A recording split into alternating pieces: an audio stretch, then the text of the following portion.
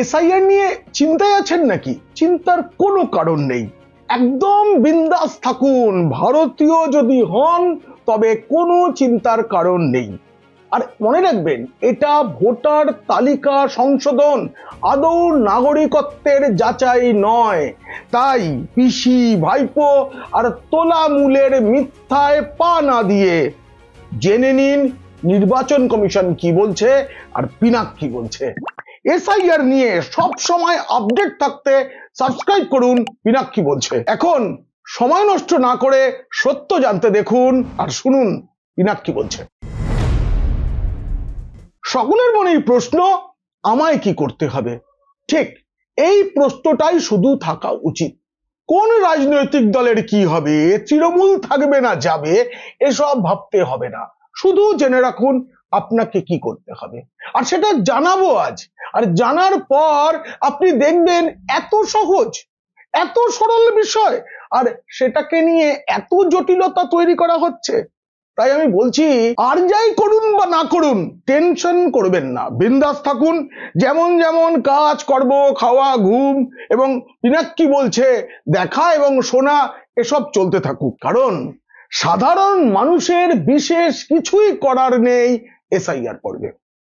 আসলে তৃণমূল এবং স্বয়ং মুখ্যমন্ত্রী এবং তার ভাইপো বাবু একটা আতঙ্কের পরিবেশ তৈরি করতে চাইছেন, আর পিসির সেই আতঙ্কের পরিবেশ তৈরি করার চেষ্টায় ও ধরেছেন ভাইপো। প্রথমেই মনে রাখুন, এসআইআর নাগরিকত্ব যাচাইয়ের বিষয় নয়। এসব নিয়ে যে বলা হচ্ছে না, নাগরিকত্ব থাকবে না, অন্য দেশে পাঠিয়ে দেবে, এই হবে ওই হবে, হ্যান ত্যান, সব মিথ্যা। সবকিছু আপনাকে বিচলিত করার জন্য, সবকিছু রাজ্যে একটা উত্তেজনার পরিবেশ তৈরি করার জন্য। আদৌ নাগরিকত্ব যাচাইয়ের বিষয় নয়। সেটা যদি হতো, সকলের কাছে নাগরিকত্বের প্রমাণ চাওয়া হতো, যেটা অসমে হয়েছিল, সেটা এনআরসি। এটাই শুধুমাত্র ভোটার তালিকা সংশোধন। সুতরাং আবার এগেন ফের পুনরায় বলছি, কোনো মিথ্যায় কান দেবেন না, কোনো টেনশন করবেন না।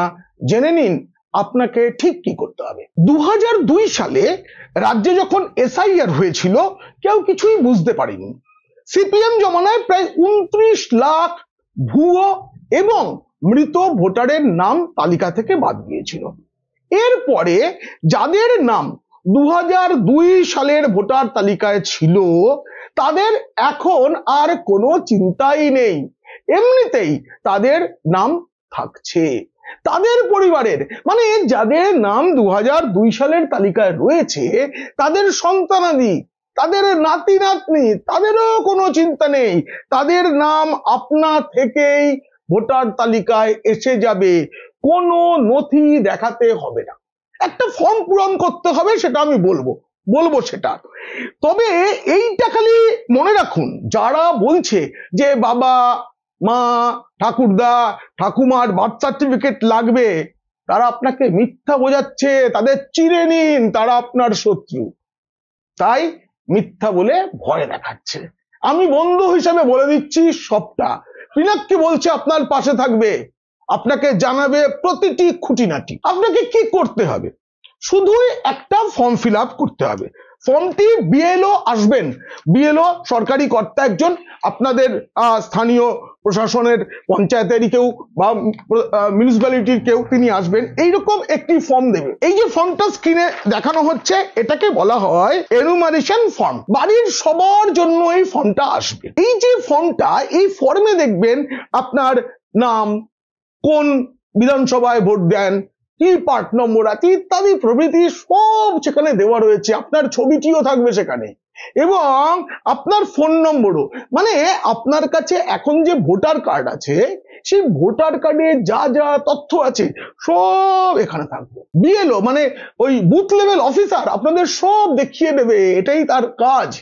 এইবার দেখুন, সেখানে গিয়ে আপনাকে 2002 এর তালিকায় আপনার কোন বিধানসভায় ছিলেন, সেটা কত নম্বর বিধানসভা, কত নম্বর পার্টে, কোথায় ভোট দিয়ে, কয়েকটা তথ্য আছে, সেটা আপনাকে ফিল আপ করতে হবে।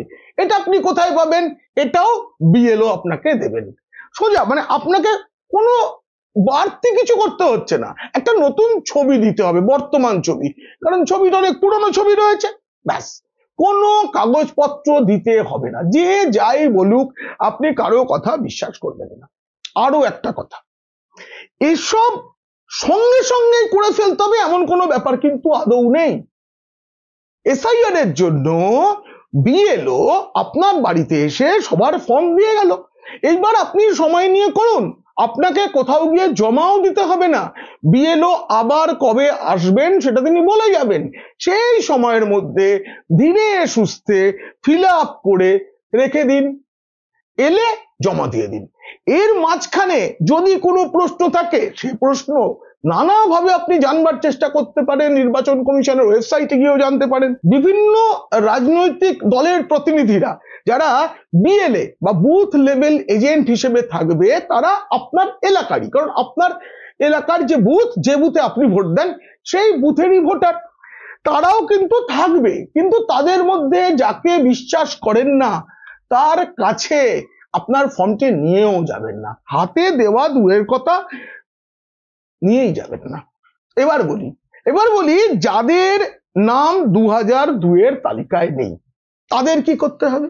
কোনো চিন্তা নেই, বাড়ির যার নাম ওই তালিকায় আছে, বাবা মা ঠাকুরদা ঠাকুমা যার নাম আছে, ওই যে তালিকা অনুযায়ী তলায় যে ফাঁকা জায়গাটা বললাম সেখানে বিধানসভার কত নম্বর বিধানসভা, পার্ট নাম্বার কত, সিরিয়াল নাম্বার কত, ভোটার কার্ডের নম্বর কত, এসব বিএলও আপনাকে দেবেন, সেই নম্বরগুলো ওখানে বসিয়ে দিতে হবে, এইটুকুই ফর্ম ফিল আপ করতে হবে।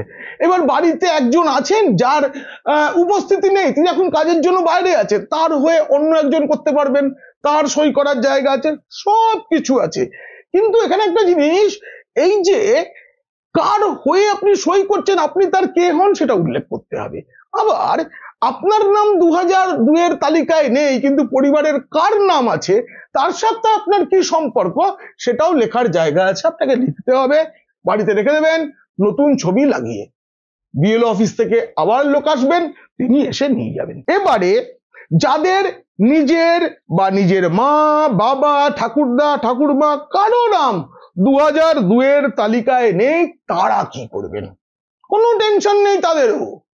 যদি ভারতীয় হন আপনার কোনো টেনশন নেই, এক্ষেত্রেও পদ্ধতি খুব সোজা। দেখুন, প্রথমেই মনে রাখবেন এই তালিকায় নাম থাকা বা না থাকায় আপনার কিচ্ছু যাচ্ছে আসছে না।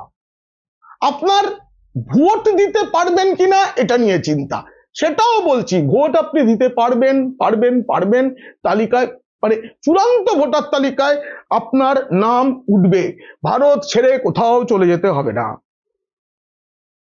যারা জীবনে কখনো ভোট দেন না, যারা বলেন ভোট দিয়ে কি হবে, তারাই আসলে আতঙ্ক ছড়াচ্ছে। খবরের কাগজে যারা বড় বড় প্রতিবেদন লিখছে না, সেকুর দল, আমি তাদের প্রত্যেককে ব্যক্তিগতভাবে চিনি, তারা নিজেরা ভোটটা দিতে চান না, তারা নাগরিক কর্তব্য পালন করেন না, বলেন এই গণতন্ত্র ঝুটা হ্যায়।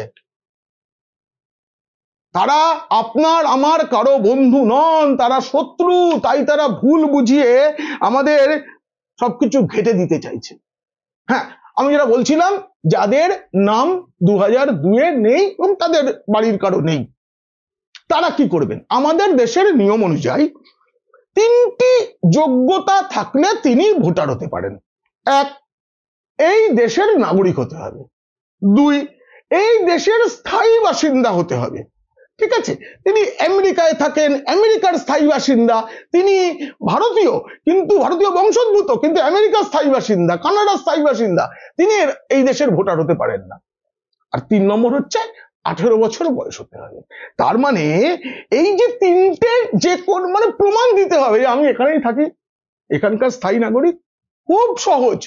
আরে বাবা, আপনার বাড়িতে তো রেশনটা আসে, সেটাও তো প্রমাণ, রেশন কার্ডটাও তো রয়েছে। আপনি ভাবছেন কেন? আধার কার্ড মানে ঠিকানার প্রমাণ আছে, আপনি যে স্থায়ী বাসিন্দা তার প্রমাণ ঠিকানা, কিন্তু নাগরিকত্বের প্রমাণ নয়।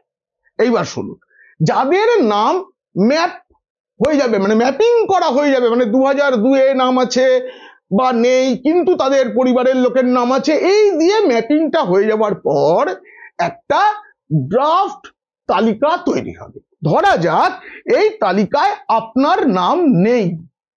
এরপরে AERO, নির্বাচন কমিশনের একটি পদ, সাধারণত ব্লক অফিসের একজন অফিসারকেই করা হয়, তিনি আপনাকে একটা চিঠি পাঠিয়ে, এটা বলা হবে নোটিশ, ভয় পাবেন না, নোটিশ নয়, চিঠি, চিঠি পাঠিয়ে হিয়ারিং এ ডাকবেন। হিয়ারিং মানে কি? হিয়ারিং মানেও ভয় পাওয়ার কিছু নেই। আমাদের কারো ট্যাক্স বেশি হয়ে গেছে, আমরা কোনো যদি কমপ্লেন করি, সেক্ষেত্রে আমাদের হিয়ারিং এ ডাকা হয়। হিয়ারিং মানে কিন্তু ওই আপনাকে কি বলবো, কোর্টের মতো জিজ্ঞাসাবাদ, ওসব কোনো ব্যাপার নয়। আপনার বক্তব্য শুনতে চাওয়ার নাম হচ্ছে হিয়ারিং। কিচ্ছু ভয়ের নেই, আপনার কথা ওখানে শোনা হবে। সেখানে আপনি নির্বাচন কমিশন ঠিক করে দিয়েছে এমন একটি কাগজ দেখাবেন, একটি, যে কোনো একটি। দেখে নিন সেই তালিকা। আমি একবার আপনাদেরকে বলেই দিই, এই তালিকার একটিও নেই, এটা সাধারণত কোনো নাগরিকের ক্ষেত্রে সম্ভব নয়। কি কেন্দ্রীয় বা রাজ্য সরকারি কর্মী হলে বা অবসরপ্রাপ্ত কর্মচারী হলে তার একটা প্রমাণ, 1987 সালের 1 জুলাইয়ের আগের কোনো সরকারি নথি, ব্যাংক, পোস্ট অফিস, LIC করা হয়েছিল, যে কোনো কিছু, বার্থ সার্টিফিকেট যাদের আছে, বৈধ পাসপোর্ট যাদের আছে, যে কোনো বোর্ড বা বিশ্ববিদ্যালয় থেকে পাওয়া শংসাপত্র যেখানে জন্মের সাল এবং তারিখের উল্লেখ রয়েছে, মাধ্যমিক থেকে শুরু করে মাদ্রাসা, যে কোনো স্কুল, কলেজ, ইউনিভার্সিটি, যে কোনো একটা কিছু হলেই হবে।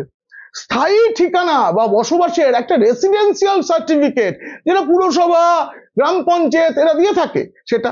তপশিলি জাতি, উপজাতি, অন্যান্য অনগ্রসর শ্রেণী, তার তো সার্টিফিকেট হয়, সেই সার্টিফিকেট জমা দেওয়া যাবে। জাতীয় নাগরিক পঞ্জি বা NRC তালিকায় আপনার নাম আছে কিনা, এর রাজ্যে NRC হয়নি, NRC তালিকায় সেরকম নাম থাকার সম্ভাবনা নেই, বাদ দিন। বনাঞ্চলের অধিকারের শংসাপত্র, মানে যারা বনাঞ্চলে থাকেন তাদের একটা বন দপ্তরের পক্ষ থেকে একটা সার্টিফিকেট দেওয়া হয়। রাজ্য সরকার বা স্থানীয় প্রশাসনের তৈরি করা পারিবারিক রেজিস্টার, এটাও থাকে, এটা পেয়ে যাবেন। সরকার প্রদত্ত জমি বা বাড়ির নথি, দলিল, পর্চা, মানে আপনি ফ্ল্যাট কিনেছেন, পৈতৃক বাড়ি ছিল, তার তো একটা দলিল আছে, তার তো একটা পর্চা আছে। এইটুকু কাগজ, এই যে ভয় দেখাচ্ছে না, কোথা থেকে কাগজ আনা হবে, কাগজের চিন্তায় চিন্তায় অমুক সুইসাইড করলেন, তমুক রান্নায় নুন দিতে ভুলে গেছেন, এসব সব মিথ্যা, আতঙ্ক তৈরির চেষ্টা, মানুষকে ভুল বোঝানোর চেষ্টা। চিনে নিন এদের, এরা কেউ আপনার বন্ধু নন। এইবারে আপনি এই সবকিছু পেয়ে গেলেন, সব সহায়তা এই BLO বা AERO এরা সকলে আপনাকে সহযোগিতা করবে। আরো একটা ভুল প্রচার থেকে সাবধানে থাকবেন, বলবে যে আধার কার্ড আছে, করতে হবে। শুধু শুধু দাবি জানাতে যাবেন না, তাতে কাজ হবে না। কারণ আধার কার্ড আমাদের ঠিকানার প্রমাণ, কিন্তু নাগরিকত্বের প্রমাণ নয়। আধার কার্ড দিয়ে হবে না, সুতরাং আধার কার্ড দিয়ে আবেদন করা যাবে, তারপর যে কোনো একটি কাগজ, এবং বৈধ ভারতীয়দের কোনো না কোনো কাগজ অবশ্যই আছে। যদি আপনি এইবার ভাবেন যে এত কিছু সব হয়ে গেছে, এরপর আমায় কি করতে হবে, কিচ্ছু করতে হবে না, খালি সতর্ক থাকতে হবে। আপনি BLO, AERO, এই যে সরকারি কর্মীরা রয়েছেন তাদের বা কর্তারা থাকবেন, তাদের কাজ হচ্ছে আপনাকে সাহায্য করা, তারা সাহায্য করবেন, সেটা আপনি ভরসা রাখুন তাদের ওপরে। কিন্তু কোনো রাজনৈতিক দলের নেতা বা কর্মী যাদেরকে আপনি বিশ্বাস করেন না পুরোপুরি, তাদেরকে কাছে আসতে দেবেন না। এবং সরকারি কর্তা বা কর্মীও যদি আপনার ফর্ম ফিল আপে সাহায্য করেন, আপনি সবটা দেখার পর তবেই তাতে সই করবেন এবং তাদের কাছ থেকে জেনে নেবেন কোন কাগজ লাগবে, কখন লাগবে, সঠিক কাগজটা জমা দেবেন, শেষ অবধি থাকবেন। মনে রাখবেন, যদি ভুল করেও কারো নাম ভোটার তালিকা থেকে বাদ চলে যায়, তাকে ভোটার তালিকায় যুক্ত করাটা কমিশনের কাজ এবং সেটা করতে হবে। সংশোধন একবারের পর দ্বিতীয়বার দরকার হলে করতে হবে, কিন্তু মনে রাখবেন সময়ের মধ্যে আপনি আপনার কাজটা মিটিয়ে ফেলবেন। এবারে বলি, আরেকটা শ্রেণীর মানুষ আছেন যারা ধর্মীয় উৎপীড়নের কারণে বাংলাদেশ থেকে ভারতে এসেছেন, কিন্তু এখানে তাদের কোনো প্রমাণপত্র নেই। তারা কি করবেন? জন্মের শংসাপত্র নেই, তাদের সন্তানাদি যারা ভারতে জন্মেছেন তাদের কোনো চিন্তা নেই, তাদের বার্থ সার্টিফিকেট রয়েছে, সুতরাং তারা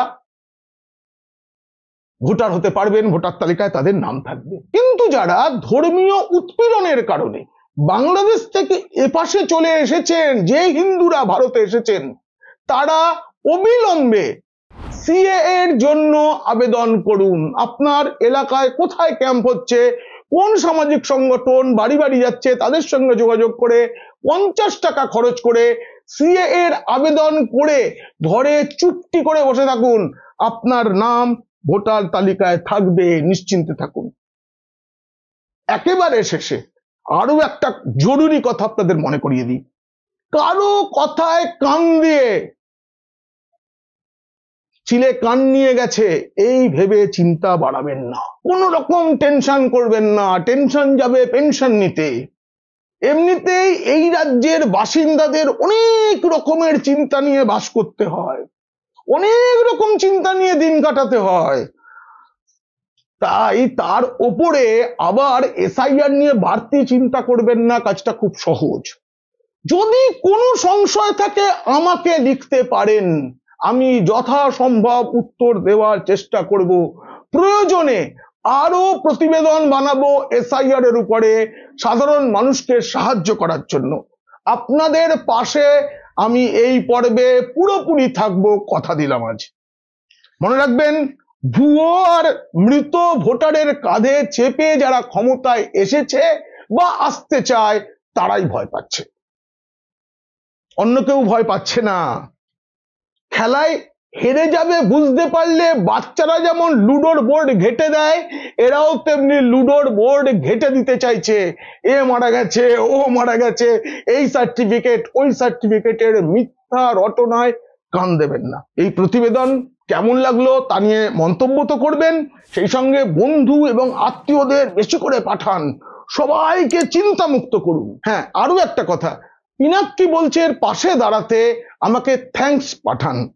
লাইক শেয়ার বাটনের পাশেই দেখবেন থ্যাঙ্কস বাটন রয়েছে, এতে খরচ আছে, নিজের স্বাদ এবং সাধ্য মতো থ্যাঙ্কস পাঠান পিনাক্কি বলছেকে। আর আপনারা নিশ্চিন্তে থাকবেন, সতর্ক থাকবেন, খুব খুব ভালো থাকবেন।